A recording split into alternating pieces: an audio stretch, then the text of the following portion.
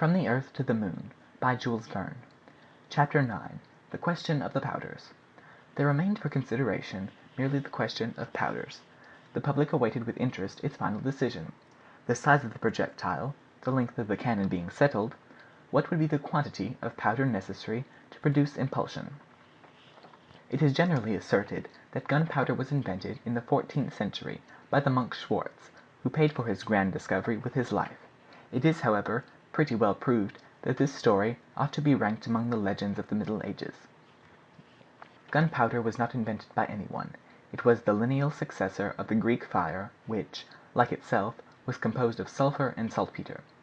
Few persons are acquainted with the mechanical power of gunpowder. Now this is precisely what is necessary to be understood in order to comprehend the importance of the question submitted to the committee. A liter of gunpowder weighs about 2 pounds. During combustion it produces 400 liters of gas. This gas, on being liberated and acted upon by temperature raised to 2,400 degrees, occupies a space of 4,000 liters. Consequently, the volume of powder is to the volume of gas produced by its combustion as 1 to 4,000. One may judge, therefore, of the tremendous pressure of this gas when compressed within a space 4,000 times too confined. All this was, of course, well known to the members of the committee when they met on the following evening. The first speaker on this occasion was Major Elphinstone, who had been the director of the gunpowder factories during the war. "Gentlemen," said the distinguished chemist, "I began with some figures which will serve as the basis of our calculation. The old 24-pounder shot required for its discharge 16 pounds of powder." "You are certain of this amount?" broke in Barbicane. "Quite certain," replied the major. "The Armstrong cannon employs only 75 pounds of powder for a projectile of 800 pounds, and the Rodman Columbiad uses only 160 pounds of powder to send its half-ton shot a distance of 6 miles. These facts cannot be called in question, for I myself raised the point during the depositions taken before the Committee of Artillery." "Quite true," said the general. "Well," replied the major, "these figures go to prove that the quantity of powder is not increased with the weight of the shot. That is to say, if a 24-pounder shot requires 16 pounds of powder, in other words, if in ordinary gun we employ a quantity of powder equal to 2/3 of the weight of the projectile, the proportion is not constant. Calculate, and you will see that in place of 333 pounds of powder, the quantity is reduced to no more than 160 pounds. "What are you aiming at?" asked the president. "If you push your theory to extremes, my dear major," said J.T. Maston, "you will get to this, that as soon as your shot becomes sufficiently heavy, you will not require any powder at all." "Our friend Maston is always at his jokes, even in serious matters," cried the major. "But let him make his mind easy. I am going presently to propose gunpowder enough to satisfy his artillerist's propensities. I only keep to statistical facts when I say that, during the war, and for the very largest guns, the weight of the powder was reduced, as the result of experience, to 1/10 part of the weight of the shot." "Perfectly correct," said Morgan, "but before deciding the quantity of powder necessary to give the impulse, I think it would be as well—" "We shall have to employ a large-grained powder," continued the major. "Its combustion is more rapid than that of a small."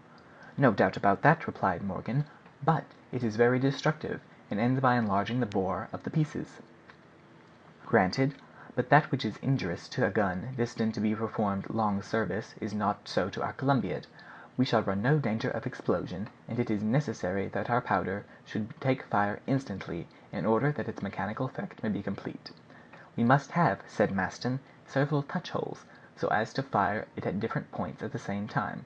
"Certainly," replied Elphinstone, "but that will render the working of the piece more difficult. I return, then, to my large-grained powder, which removes these difficulties. In his Columbiad charges, Rodman employed a powder as large as chestnuts, made of willow charcoal, simply dried in cast-iron pans. This powder was hard and glittering, but left no trace upon the hand, contained hydrogen and oxygen in large proportion, took fire instantaneously, and, though very destructive, did not sensibly injure the mouthpiece."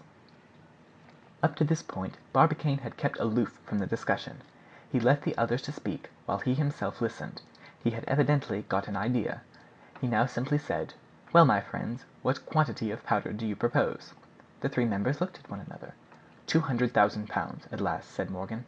500,000, added the major. 800,000, screamed Maston. A moment of silence followed this triple proposal. It was at last broken by the president. "Gentlemen," he quietly said, "I start from this principle, that the resistance of a gun, constructed under the given conditions, is unlimited. I shall surprise our friend Maston, then, by stigmatizing his calculations as timid, and I propose to double his 800,000 pounds of powder." 1,600,000 pounds!" shouted Maston, leaping from his seat. "Just so. We shall have to come, then, to my ideal of a cannon half a mile long, for you see, 1,600,000 pounds will occupy a space of about 20,000 cubic feet, and since the contents of your cannon do not exceed 54,000 cubic feet, it would be half full, and the bore will not be more than long enough for the gas to communicate to the projectile sufficient impulse." "Nevertheless," said the president, "I hold to that quantity of powder. Now, 1,600,000 pounds of powder will create 6,000 millions liters of gas. 6,000 millions! You quite understand?" "What is to be done, then?" said the general. "The thing is very simple. We must reduce this enormous quantity of powder while preserving to it its mechanical power." "Good! But by what means?" "I am going to tell you," replied Barbicane quietly. "Nothing is more easy than to reduce this mass to 1/4 of its bulk. You know that curious cellular matter which constitutes the elementary tissue of vegetables? This substance is quite pure in many bodies, especially in cotton, which is nothing more than the down of the seeds of the cotton plant. Now cotton, combined with cold nitric acid, become transformed into a substance eminently soluble, combustible, and explosive. It was first discovered in 1832 by Braconnot, a French chemist, who called it xylidine. In 1838 another Frenchman, Pellouz, investigated its different properties, and finally, in 1846, Schobine, the professor of chemistry at Bâle, proposed its employment for purposes of war. This powder, now called pyroxyle, or fulminating cotton, is prepared with great facility by simply plunging cotton for 15 minutes in nitric acid, then washing it in water, then drying it, and it is ready for use." "Nothing could be more simple," said Morgan. "Moreover, pyroxyle is unaltered by moisture, a valuable property to us, inasmuch as it would take several days to charge the cannon. It ignites at 170 degrees in place of 240, and its combustion is so rapid that one may set light to it on the top of the ordinary powder without the latter having time to ignite." "Perfect!" exclaimed the major. "Only it is more expensive." "What matter?" cried J.T. Maston. "Finally, it imparts to the projectile a velocity 4 times superior to that of gunpowder. I will even add that if we mix it with 1/8 of its own weight of nitrate of potassium, its expansive force is again considerably augmented." "Will that be necessary?" asked the major. "I think not," replied Barbicane. "So then, in place of 1,600,000 pounds of powder, we shall have but 400,000 pounds of fulminating cotton; and since we can, without danger, compress 500 pounds of cotton into 27 cubic feet, the whole quantity will not occupy a height of more than 180 feet within the bore of the Columbiad. In this way the shot will have more than 700 feet of bore to traverse under a force of 6,000,000,000 liters of gas before taking its flight toward the moon."